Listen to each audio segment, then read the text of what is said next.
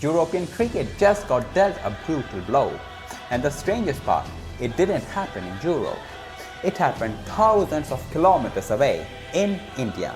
The Indian government has tabled a new bill in Parliament today. In a nutshell, it bans online money games. It effectively kills the online betting and gaming industry in India by imposing jail terms and fines reaching up to 1 crore for facilitators. Because when India banned all real money fantasy sports apps in August, headlines at home focus on addiction, gambling, and the billions wiped out of the domestic economy. But almost no one noticed the ripple effect outside the country. Because the hardest hit by this decision is felt by European cricket, especially in small nations like Sweden, Spain, and even Jersey. You wonder why? Because the biggest fantasy platform in India, Dream11, was the main sponsor of European Cricket Network. That money kept the lights on for dozens of tournaments across the continent. Without it, cricket in Europe's smaller nations could be pushed back decades. To understand the impact, we need to look at what Dream11 sponsorship meant. European cricket has always been a niche sport. Outside of England, Ireland, Scotland, and the Netherlands, most countries don't have professional leagues, big stadiums, or even rich federations. What they do have is passion and very little funding.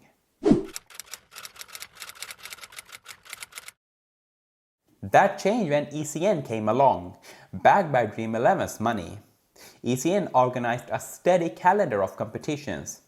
Think of them like football's Champions League, but for cricket. Local clubs from Sweden, Denmark, Spain, or even Italy could qualify for continental tournament if they won at home. Suddenly, players who once dreamed of playing beyond their borders were flying across Europe, wearing national colors and competing on broadcast platforms that reach millions of users and viewers. For small federation, this was oxygen.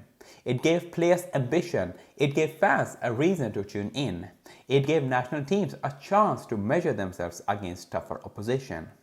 And most importantly, it gave legitimacy to the sport in countries where cricket is still seen as an immigrant pastime.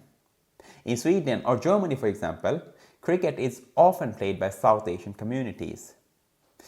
ECN tournaments, televised and sponsored, helped make it a national story rather than just a community sport. But with a stroke of a pen in New Delhi, that lifeline has been cut. Dream11, suddenly illegal in India, has had to pull out, and with it goes the sponsorship money that made ECN's entire project viable. The founder of ECN put it bluntly: cricket risks being pushed back 20 years in Europe now. And that's not an exaggeration. Without financial backing, tournaments disappear. The Champions League style events are expensive to run, especially when teams travel across the borders. Players lose pathways. Talented individuals who hope to use ECN as a springboard to bigger leagues may see their dreams cut short. And also, visibility shrinks. Without sponsors and broadcasts, cricket in Europe risks returning to obscurity, played in parks, but invisible in the media. And this is not a minor setback. For nations like England or Ireland, cricket is secure. But for Norway, Finland, Spain, or Jersey, countries without deep cricketing roots, the loss of ECN structure could freeze development for an entire generation. Here is the irony. India banned fantasy sports app to protect its citizens from gambling harm. On paper, it's about shielding families from debt and addiction. One can say that's a noble goal. But the ban didn't just pull plug on Indian users. It also killed off millions of dollars in sponsorships that reach far beyond India's borders. Dream11 wasn't sponsoring cricket in Europe because of charity. It was about expanding brand reach, associating with growth markets, and building credibility. But once the app itself became illegal, so did the logic for sponsoring overseas tournaments. And so, In trying to protect Indian households, the government has ended up undermining the sport's growth in countries where cricket is desperately needed support. Now you might ask, why should anyone care about cricket in Spain or Finland? These are not cricketing giants and won't compete with the bigger nations. The answer is simple. This is how global sports grow. Every big sport starts somewhere small. Football wasn't always dominant in Morocco. Hakimi gets it done! Oh, what a moment for Morocco! Ashraf Hakimi! Achatala. In the series! Morocco's semi-finalists. Morocco 1, Portugal 0. Basketball wasn't always global, and cricket, if it wants to compete with football as a global game, Europe needs to grow. ECN was one of the few organizations actually trying to make that happen. With regular tournaments, broadcasting and Dream11's money, cricket was slowly but surely moving beyond its traditional strongholds. Take Sweden as an example. The country has over 80 cricket clubs today, many formed by immigrants from South Asia. And with ECN's backing, those clubs were not just playing among themselves. They were competing on bigger stages, drawing in new players, and building national recognition. Without that exposure, cricket risks retreating back into small enclaves, invisible to the wider public. Can European cricket survive without Dream11's money? The short answer, it will be tough. Other sponsors might step up, but let's be real. Cricket doesn't exactly sell out stadiums in Helsinki or Barcelona. Without the financial muscle of an Indian giant, most tournaments will struggle to stay alive. Governments could step up, but sports funding is already tight in many European countries. Cricket is often seen as a fringe sport compared to football or hockey or even ice hockey, making it hard to argue for public money. That leaves one real possibility: the International Cricket Council.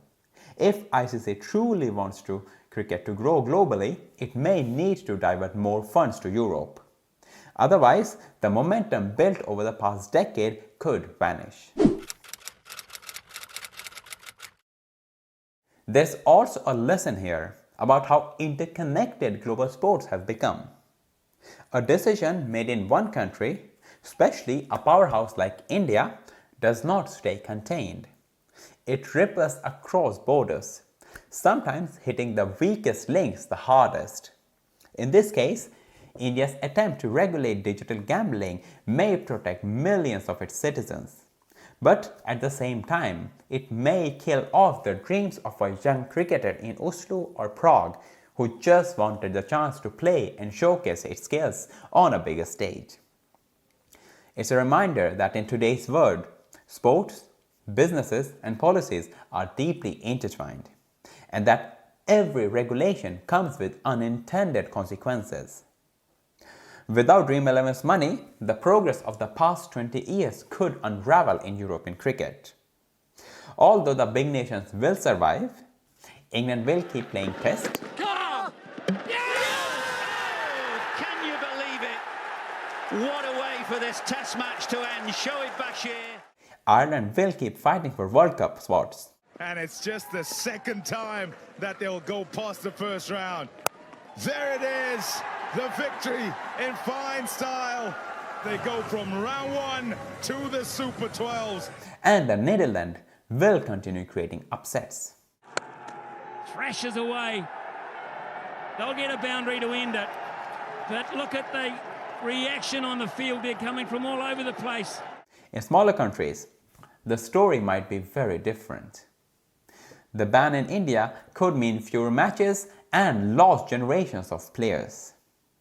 So yes, choosing between right and wrong is easy, but choosing between two wrongs or two rights is very difficult. And this is one of those moments.